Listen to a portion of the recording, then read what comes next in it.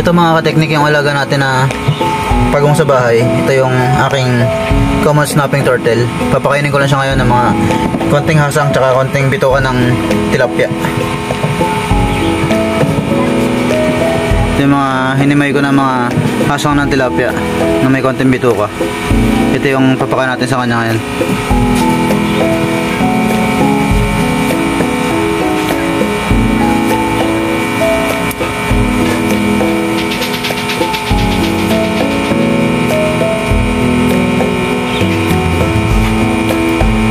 Tinitingnan niya muna yung pagkain na nilagay ko sa kanya. At kinain na nga niya yung hasang ng tilapia na nilagay natin mga kateknik. So ilalagay ko na lahat to mga kateknik para makita nyo kung paano siya kumain at kung gaano siya kalakas kumain. Ayan.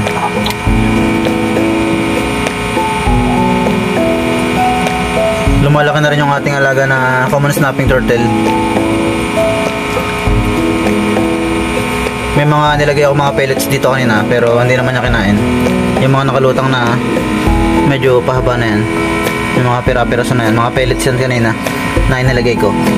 Hindi niya na naubos.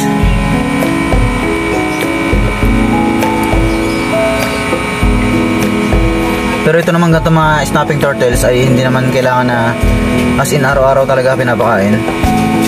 Kahit nga mga 4 times a week lang ang kain ito, pwede naman mga teknik. Itong ganitong klase ng mga pagong. Yung alligator snapping turtle na tinatawag, yun ay talagang halos naghihintay lang ng mga pagkain na matatapat sa kanyang bibig bago niya sunggaban na kainin. Ganun ang karakteristik ng mga alligator snapping turtle. So hindi sila masyado naghahunt ng pagkain. Itong mga ganitong klase mga pagong mga kateknik.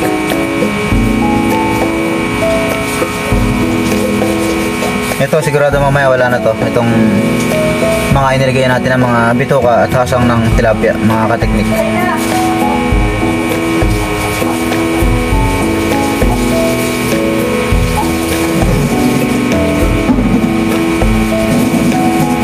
Mula nung binili ko to mga kateknik, ang inilaki nito ay mga 4 na doble na.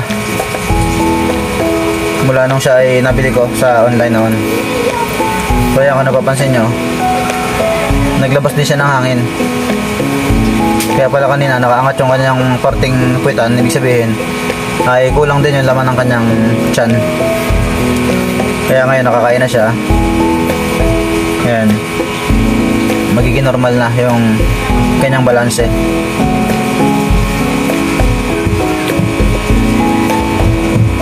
Itong gantong klaseng mga pagong nga pala mga kateknik ay omnivores o kumakain sila ng kahit ano na makita nila na makakain sa wild. Yan ang kanilang characteristics ng pagkain mga kateknik. So itong pinaglalagyan natin ngayon ay isang maliit lang na tub dahil maliit pa naman siya, pero ito ay pinaplano rin natin na gawaan ng mas malaking lalagyan o fish pond para doon ay medyo nakakalangoy siya. Yan, nakakalangoy o nakakagalaman lang kahit paano dun sa fish pond na medyo malaki kung saan natin siya ililipat pagka nakagawa na tayo ng lalagyan para sa kanya mga kateknik.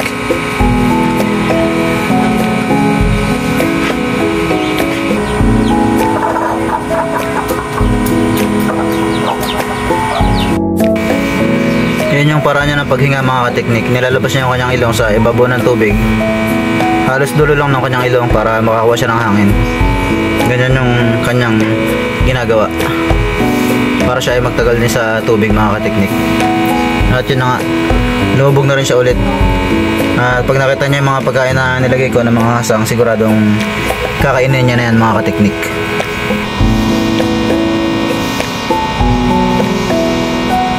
Nakita na nga niya yung konti pa ng mga hasang na nilagay natin mga kateknik.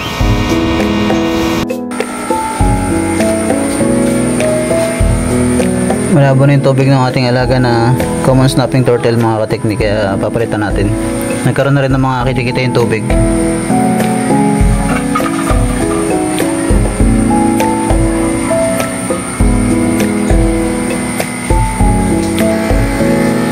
Kuha muna tayong tubig dito sa drum. Ito yung mga iniipon ko na tubig kapag umuulan para pamalit ng mga alaga natin ng mga isda at mga pagong.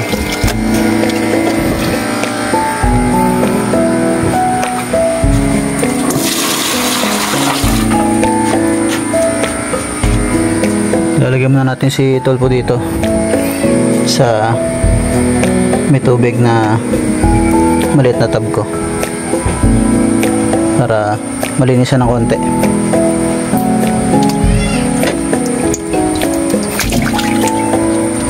Kaya nangagat siya, nangagat. Kaya dapat talaga ingat tayo sa paghawak ng mga gantong klase mga pagong kasi nga ay nangangagat talaga.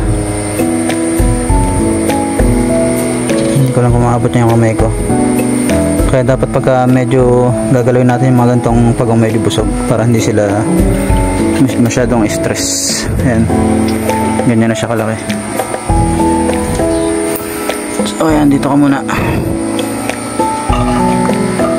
So kung may imagine itong pinaglalagyan niya, halos 1 feet by 1 feet yung lalagyan na to. So ganyan na siya kalaki. Yan si Tulpo na ating alaga na common snapping turtle. So para hindi masayang yung tubig, lagyan natin sa timba dahil may mga kitikit eh. Meron din tayong mga alaga na mga cichlid doon sa aquarium, mga red jewel cichlid. So yan ang ginagawa natin.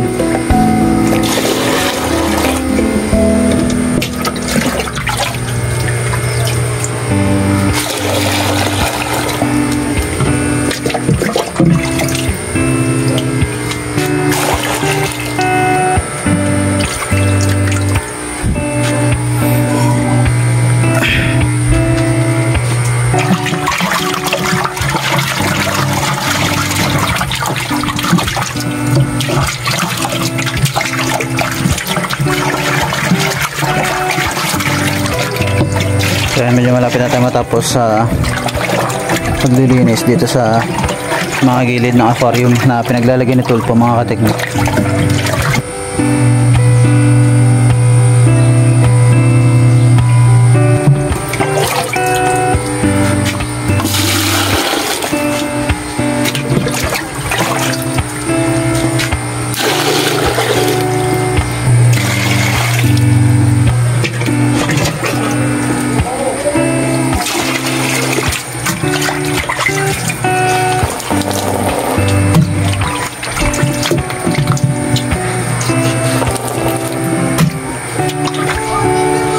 So ito na malinis na yung aquarium na pinaglalagyan natin kay Tulpo. At ito para makita niya kung gaano siya kalaki. Yan o. Yan. Yan na siya. Yan. Medyo hindi ko na siya, halos di ko na siya madakot. Hindi ko tulad dati na nahawakan ko pa siya na ganito. Ayan, medyo malinis na yung kanyang katawan. Pwede na natin siyang ilagay sa kanyang aquarium, itong si Tulpo. Pero lagyan muna natin ng tubig ng kanyang aquarium.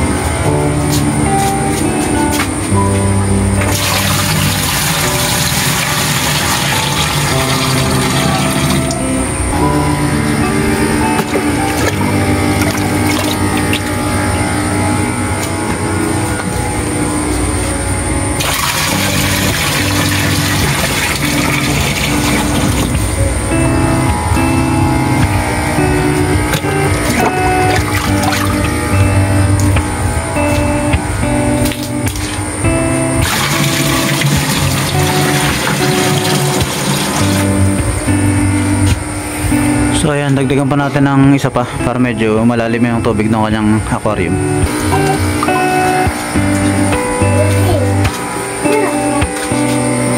Buti tayo ay nakakapag-ipon ng mga tubig ulan.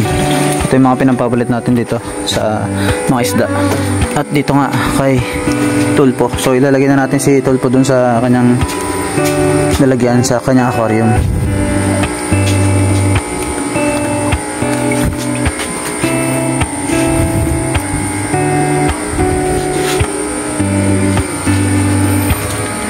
Yan. So malinaw na yung kanyang tubig, yung kanyang nalagyan. Ayan na, kitang kita na si Tulpo sa kanyang nalagyan.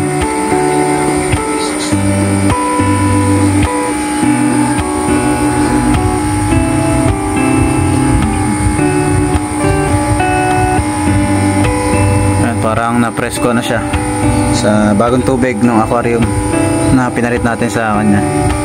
Yan ay tubig ulan mga kateknik, itong pinalit natin na tubig.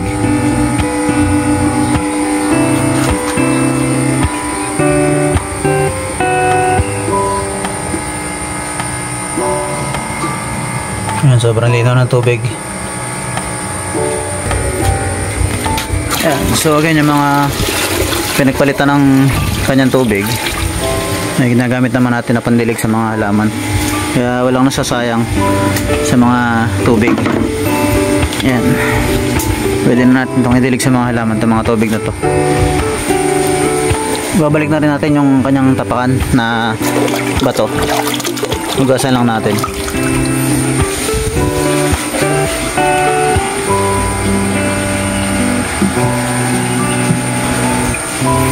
So dalawa yung ilalagay natin ngayon na tapakan kasi nga ay medyo malaki na rin si Tulpo.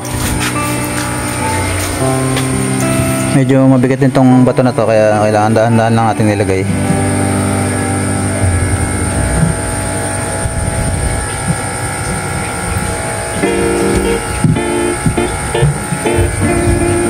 So kapag gusto niyang medyo mapunta dito sa may bato, pwede siyang umangat ng kaunti. Kaso nakalabog pa rin yung dalawang bato na nilagay natin.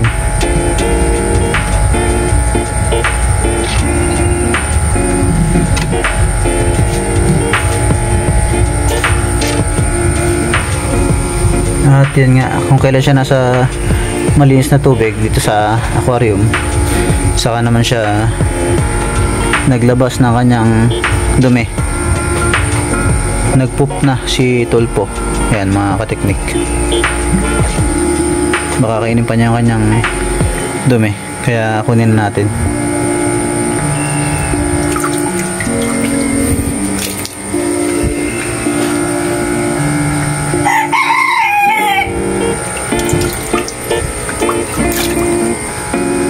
So mamaya ng konti papakainin natin si Tulpo paghihiwa natin ng isda. Nasa freezer yung ating ipapakain kay Tulpo. Ito yung ating binili na shovel nose. Yan. Ito yung binili natin na shovel nose na nung inilagay naman sa aquarium ay kinagat naman nung aking alaga na snakehead, kaya naputol yung buntot at namatay. So kaysa naman itapon natin, pakain na lang natin sa alaga natin na si Tulpo.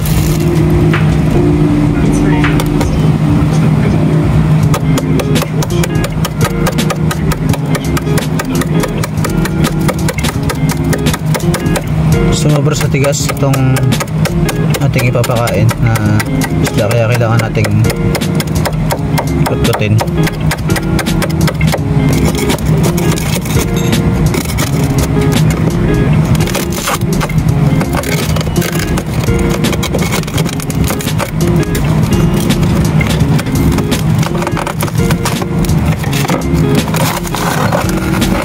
So yan, parang ba to nag-yellow ang ating shovel nose catfish.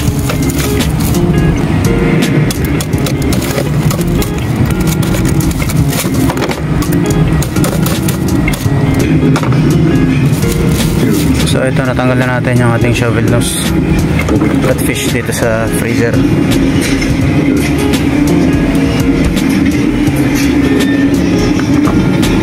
medyo hayaan lang natin na matanggal yung yelo para maipakain natin kay Tulpo itong namatay natin na shovel nose catfish. Ano?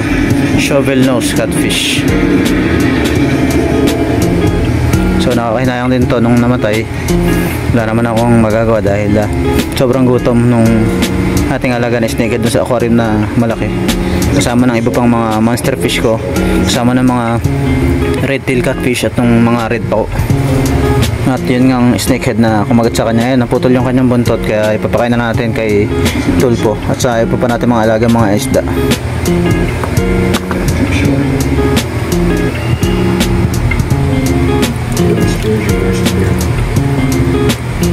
Tanggalin muna natin yung yelo mga kateknik bago natin ipakain, maya maya ng kaunti.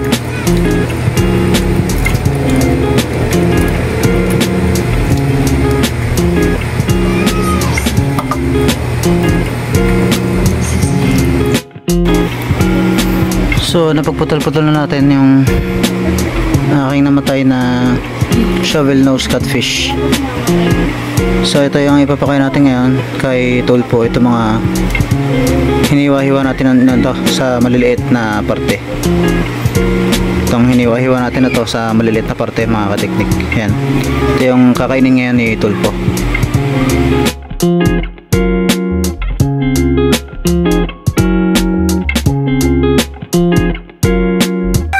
So ito na nga yung mga pinira-piraso ko ng mga laman ng shovel nose catfish para ipakain dito kay Tulpo. Nasa ilaga natin.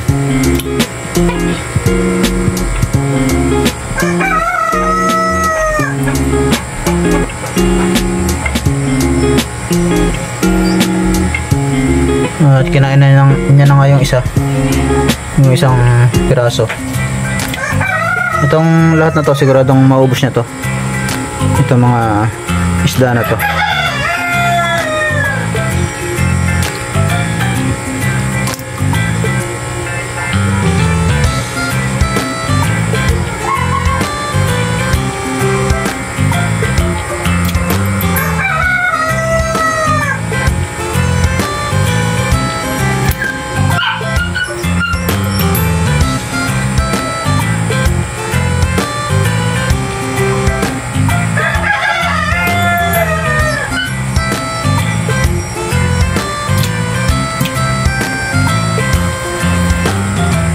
Medyo malakas din kumain tong pagong na to, kaya kung araw-araw natin itong papakainin, sigurado na mas bibilis yung kanyang paglaki. Pero iniiwasan nga natin na talagang pakainin siya ng sobra para hindi siya agad lumaki.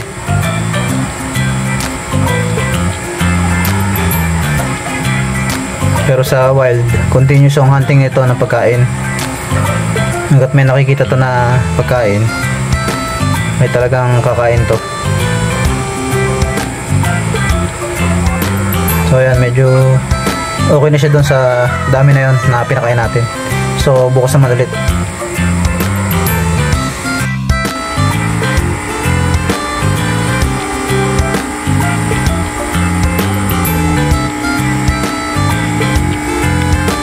Sa mga hindi nga pala nakakaalam kung bakit Tulpo yung pangalan niya, kasi nga yung buntot niya ay kinagat nung alaga ko rin dito na red-eared sliding turtle.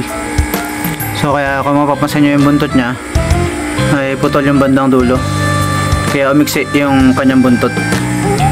Kaya nga naging pangalan niya ay Tulpo, kasi nga putol yung kanyang buntot mga kateknik. Kaya yun ang pinangalan ko.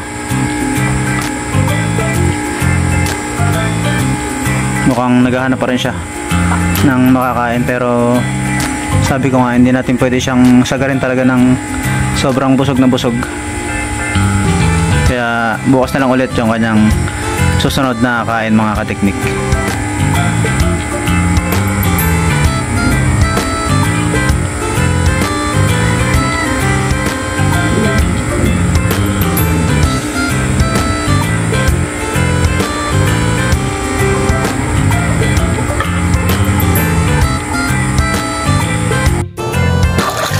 Hi guys!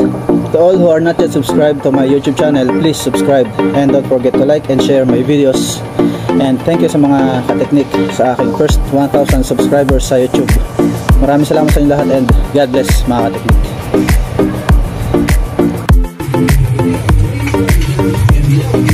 Ay mga kateknik, ito nga pala yung isang pwedeng ipakain natin sa ating mga alaga, mga red-eared slider turtle at mga Malaysian box turtle.